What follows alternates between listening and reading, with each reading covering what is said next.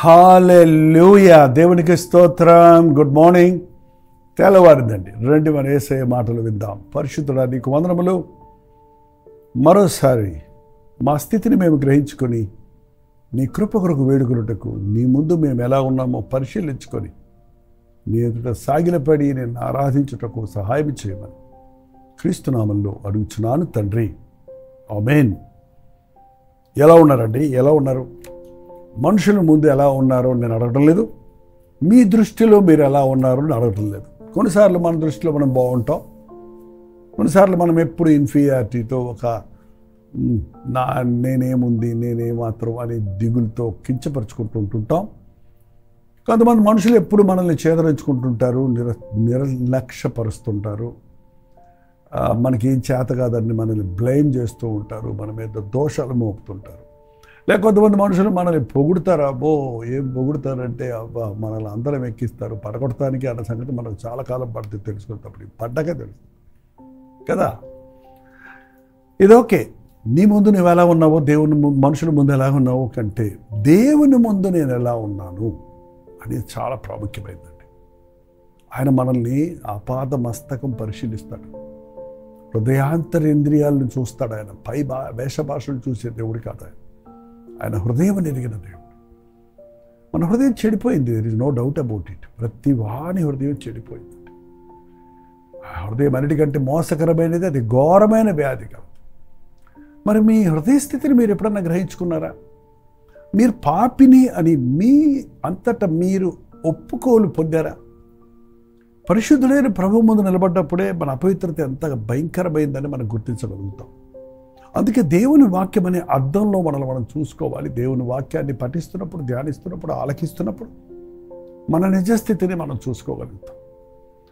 సువార్త విన్నప్పుడు, సిలువ వేయబడిన యేసు వైపు చూచినప్పుడు మన పాపాల విషయమై పశ్చాత్తాపం కలుగుతుంది. ఆది సంఘములు పెంతెకొస్తు దినము తరువాత పేతురు నిలవబడి బోధిస్తూ ఉన్నప్పుడు అనేకులు పశ్చాత్తాపడ్డారు. ఆ బోధ విని పేతురు దగ్గరకు వచ్చి ఏమని అడిగారో చూడండి. అపోస్తల కార్యాలు 2వ అధ్యాయం, అపోస్తల కార్యములు 2వ అధ్యాయము 36వ వచనములో, మీరు సిలువ వేసిన యేసునే దేవుడు ప్రభువుగాను క్రీస్తుగాను నియమించను. ఇది ఇశ్రాయేలు వంశమంతయు రూఢిగా తెలుసుకున్న వాళ్ళని చెప్పాను. వారు ఈ మాట విని హృదయంలో నొచ్చుకొని, సోదరులారా మేమేమి చేతుమని పేతురును కడమ అపోస్తలును అడుగగా, పేతురు మీరు మారు మనసు పొంది పాపక్షమాపణ నిమిత్తము ప్రతివాడు యేసుక్రీస్తు నామమున బాప్తిసం పొందుడి, అప్పుడు మీరు పరిశుద్ధాత్మను వరమును పొందుతారు.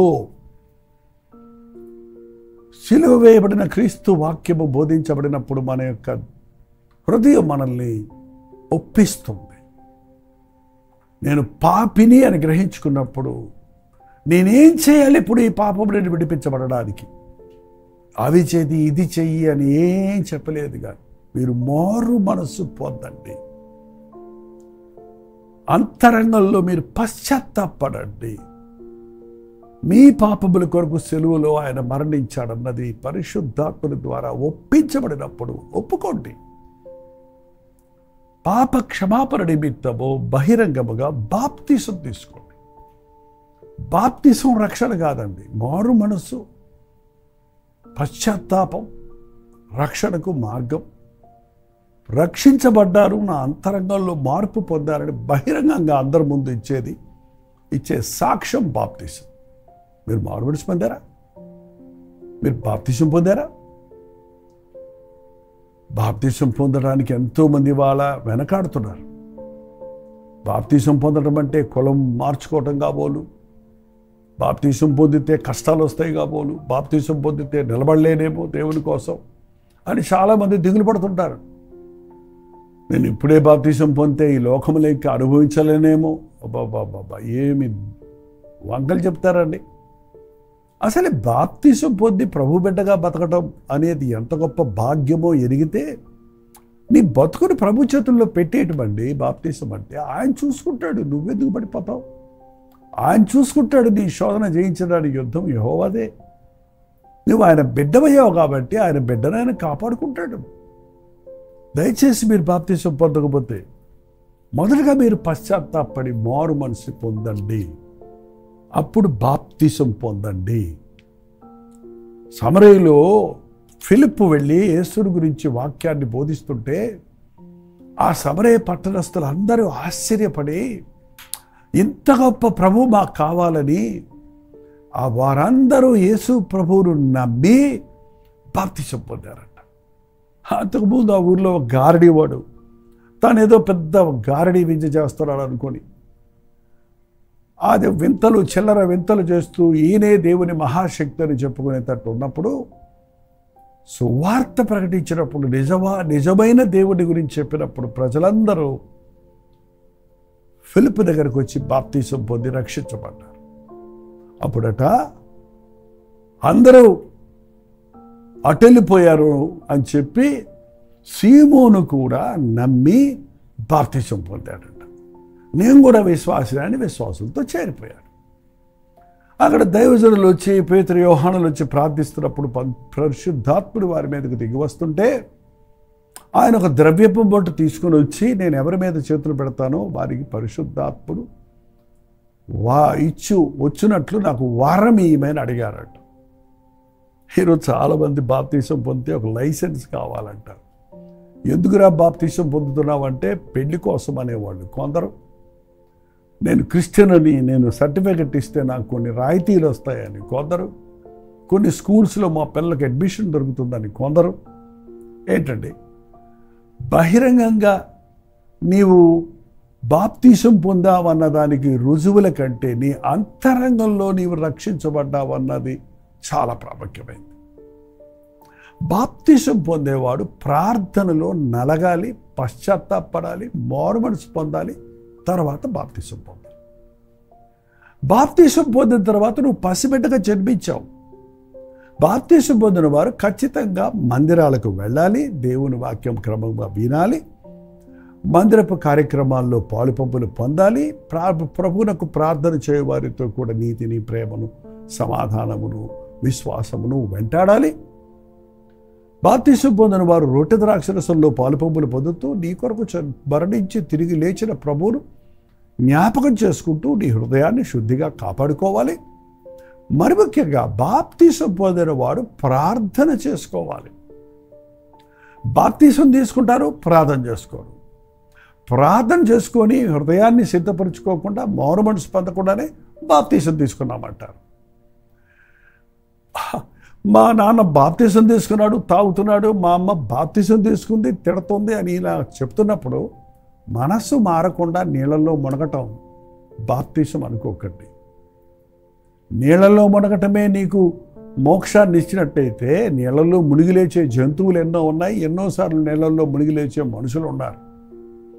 యేసుక్రీస్తు నామములో నీ పాపములు పాతిపెట్టబడినవని, పాత వ్యక్తి మరణించాడని, కొత్త వ్యక్తిగా తిరిగి లేచాడని సాదృశ్యంగా బాప్తీసం. కానీ నీ అంతరంగంలో మార్పు లేకుండా బహిరంగంగా కొన్ని ఆచారాలు వెంబడించడం వల్ల ప్రయోజనం లేదు.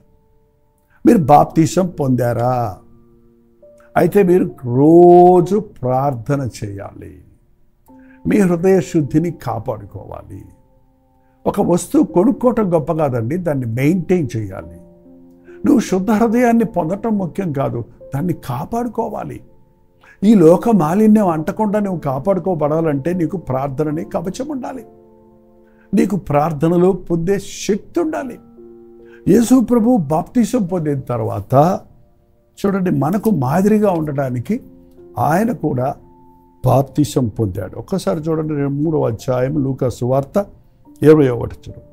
ప్రజలందరూ బాప్తీసం పొందినప్పుడు యేసు కూడా బాప్తీసం పొంది ప్రార్థన చేయుచుండగా ఆకాశము తెరవబడి పరిశుద్ధాత్మ శరీర ఆకారముతో పావురం వలె ఆయన మీదకు దిగివచ్చెను.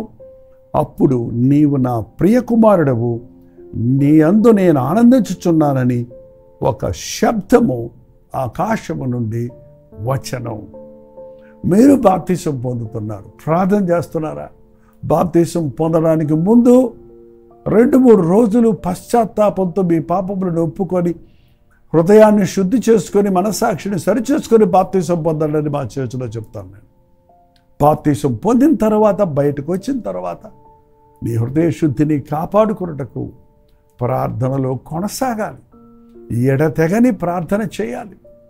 ఆ రోజు యేసు ప్రభు శిష్యులు మేడగదులు వారు ప్రార్థనలో కనిపెట్టినప్పుడు పైనుండి